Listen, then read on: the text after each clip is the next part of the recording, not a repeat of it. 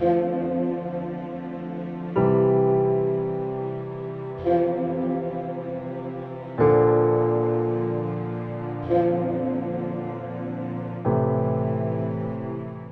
لیے آج کی تلاوت حکمت کی کتاب اس کا 18واں باب 6 سے 9 آیت۔ اور اس رات کی ہمارے باپ دادا کو پہلے خبر دی گئی تھی تاکہ ان کی روحیں تازہ ہوں اور وہ یقین سے جان لیں کہ کیسی قسموں پر انہوں نے بھروسہ کیا۔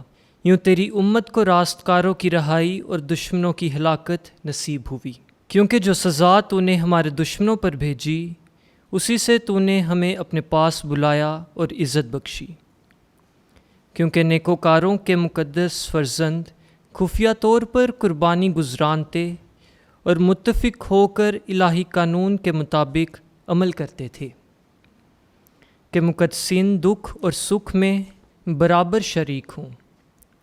جس وقت باپ دادا تعریف کا نغمہ گاتے تھے۔ پاک کلام کے پڑھے اور سنے جانے پر خداوند کی برکت ہو، خداوند کا شکر ہو۔